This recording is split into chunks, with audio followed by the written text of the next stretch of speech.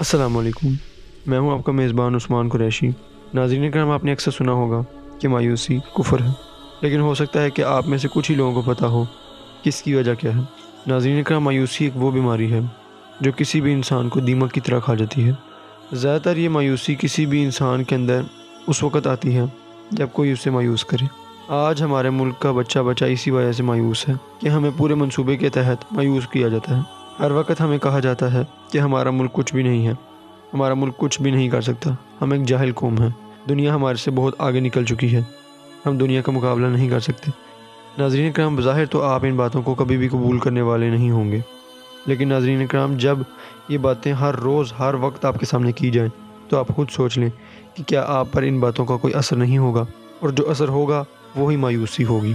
और जब आप मायूस होंगे तो फिर आप में अपने मुल्क के लिए कुछ करने का जज्बा ख़त्म हो जाएगा, और यूँ मायूसी फैलाने वाले अपने मकसद में कामयाब हो जाएंगे।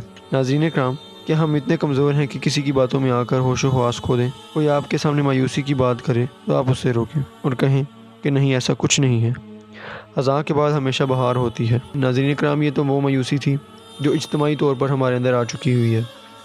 उस मायूसी का क्या जो हर वक्त शैतान हमारे दिमाग में हर वक्त डालता रहता है, तुम ज़िंदगी में कुछ नहीं कर सकते, तुम दुनिया में ना ही आते तो बेहतर था, तुम्हें तो मर जाना चाहिए, तुम दुनिया में भी नाकाम हो और आखिरत में भी नाकाम होगे। नाज़रीन इकराम, ये बहुत ख़तरनाक मायूसी की शक्ल है। ये इंसान को बाज़-औक़ात खुदकुशी की तरफ ले जाती है, जो कि हराम है।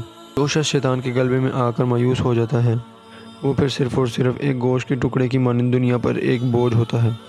नाज़रीन इकराम, आप जो बड़े बड़े लीडर्स को देखते हैं, चाहे वो मुसलमान हों या गैर मुस्लिम हों, ये बहुत अज़म और यकीन वाले लोग होते हैं। उन्हें उनकी शिकस्त कभी भी मायूस नहीं करती।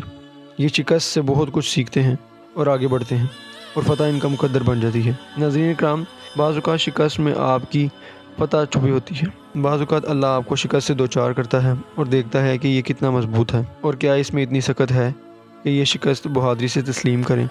यानी कि आपकी एक आजमाइश होती है जो आपको भांपती है, आपका इम्तिहान होती है। बाज़ औक़ात ऐसा भी होता है कि आप कोई काम करते हैं लेकिन साल साल आपको उसका नतीजा नहीं मिलता, और आप मायूस होकर काम छोड़ देते हैं, जबकि आप कामयाबी के बिल्कुल करीब पहुंच चुके होते हैं।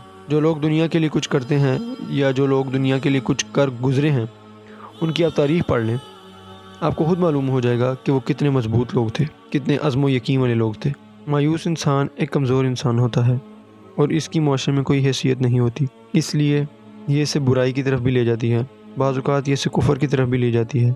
इसलिए शैतान जो आपको हराना चाहता है, आप इसे हराएं और मजबूत इंसान बनें। अगर आप मायूस हो चुके हैं तो फिर आपको क्या करना चाहिए कि दोबारा आप दुनिया की रंगीनियों में शामिल होकर मुआशरे की एक बुनियादी इकाई बने। इसके लिए सबसे पहले आपको अल्लाह ताला से ताल्लुक़ जोड़ना है।